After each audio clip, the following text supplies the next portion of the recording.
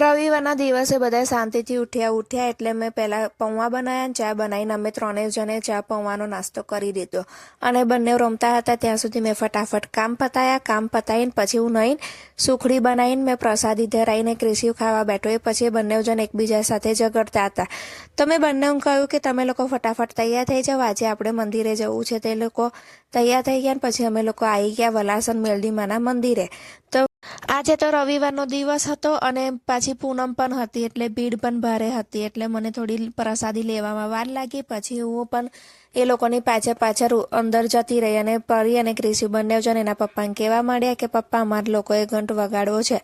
તો બંને જણ એના પપ્પાએ ઉચકીને એ લોકોને ઘંટ વગાડાયો અને પછી અંદર હાથ પકડીને ગયા. મંદિરમાં આજે ધક્કા મુક્કી પણ બહુ થતી હતી. એક ધક્કામાં તો અમે લોકો અંદર ઘૂસી ગયા અને મારે પ્રસાદી ધરાવી હતી એટલે હું લાઈનમાં ગઈ અને ત્યાં ઊભી રહી અને મેં પ્રસાદી ધરાવી. પછી માતાજીના આશીર્વાદ લીધા અને ત્યાં થોડી વાર ઊભી રહીને પ્રસાદી ચડાવી અને પ્રદક્ષિણા કરીને પછી અમે લોકો ત્યાં થોડી વાર બેસી રહ્યા અને ત્યાં વરઘોડો આવ્યો. કોક ધજા લઈને આવતું હતું તો અમે લોકોએ વરઘોડો જોવા માટે ત્યાં ઊભા રહ્યા અને ચારે બાજુ ખૂબ જ ભીડ હતી. જુઓ તમે પણ જોઈ શકો છો કે આજુબાજુ કેટલી ભીડ છે.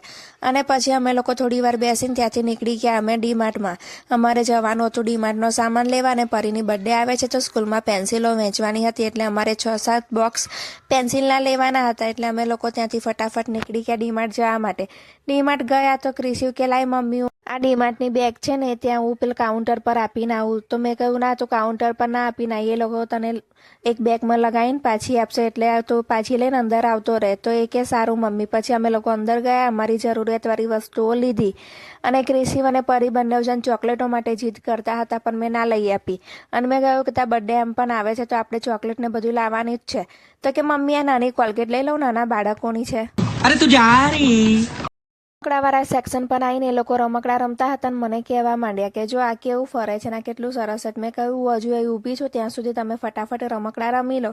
પછી એના પપ્પા બિલ બનાવવા ગયા એટલે અમે લોકો બહાર નીકળ્યા. પછી ક્રિશિવ અને પરી કહેવા માંડ્યા કે મારા ટોમ એન્ડ જેરી અને મોર સાથે ફોટા પડાવો. તો અમે ફોટા પડાયા. પછી આઈસ્ક્રીમની ડિમાન્ડ કરી કે મને આ આઈસ્ક્રીમ ખાવો છે.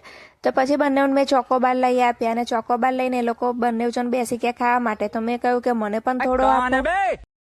પરી કહેવા માંડી કે હું ચોકોબાર ખવડાવું પણ તારે એને પણ કહેવાનું કે તને પણ ખવડાવ. મેં કહ્યું સારું. આજે બજારમાં જ 2-2:30 વાગી ગયા હતા અને ભૂખ પણ બહુ લાગી હતી. પછી ત્યાંથી અમે સમોસા લીધા, દાબેલી લીધી, પફ લઈને અમે લોકો આવી ગયા ઘરે આવ્યા એટલે પછી અમે લાયેલા નાસ્તો બધો ખોલ્યો અને અમે લોકોએ થોડું જમી લીધું. જમી લીધા પછી અમે મઝા લાયા હતા તો એ મઝા પણ લીધી. જો પરી પેન્સિલના બોક્સ લઈને હજુ બેઠી જ છે.